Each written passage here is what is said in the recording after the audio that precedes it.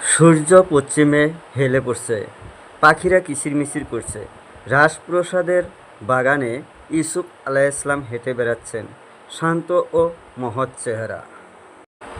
ইউসুফ আলাইহিসসালাম নবী ইয়াকুব আলাইহিসসালামের পুত্র, সৌন্দর্য, চরিত্র ও নবুয়তের প্রতীক। মিশরের রাজদরবারে তার পবিত্রতা ছিল আলোকিত তারার মতো। জুলাইখা জানালা দিয়ে ইউসুফ আলাইহিসসালামকে দেখছেন, তার চোখে বিস্ময় ও মোহে আচ্ছন্ন। এত রূপ, এত সৌন্দর্য, তিনি কি মানুষ না কোনো ফেরেশতা? প্রথম দেখাতেই জুলাইখার হৃদয়ে জন্ম নেয় এক অদমনীয় আকর্ষণ। কিন্তু ইউসুফ আলাইহিসসালাম ছিলেন আল্লাহ ভীরু। জুলাইখা পরিপাটি হয়ে সুগন্ধিতে মোড়া ঘরে ইউসুফ আলাইহিসসালামকে ডাকেন, দরজা বন্ধ করে দেয়। হে ইউসুফ, আমি তোমাকে অনেক ভালোবাসি প্রাণপ্রিয়।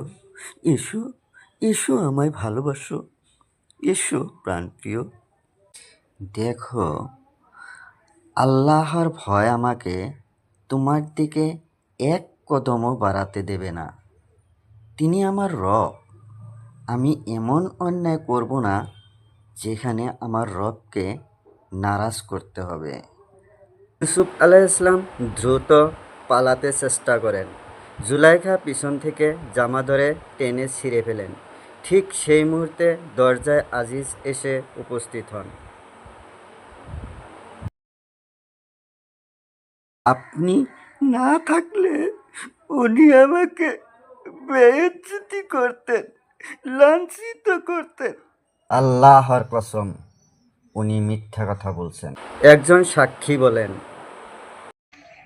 জাহাপনা, যদি জামা সামনের দিকে ছেঁড়া হয় তবে জুলাইখা ঠিক বলেছেন, আর যদি পেছন থেকে তবে ইউসুফ নির্দোষ। পরীক্ষা করে দেখা গেল ইউসুফের পিছন দিকে জামা ছেঁড়া। আজিজ চোখ নামিয়ে বলল, ইউসুফ, তুমি এটা ভুলে যাও।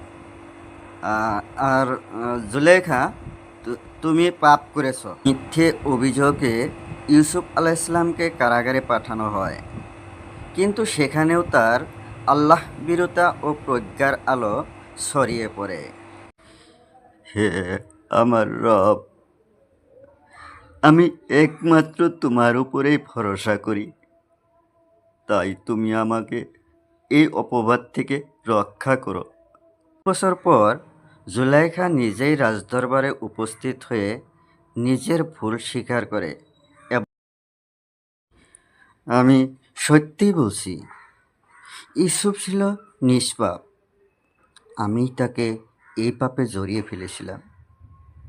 আজ আমি তাকে তার পবিত্রতার স্বীকৃতি দিচ্ছি। সেই জুলেখা যে একদিন মোহে অন্ধ ছিল, আজ আল্লাহর নিকট ক্ষমা প্রার্থনায় নিজেকে বদলে ফেলেছে।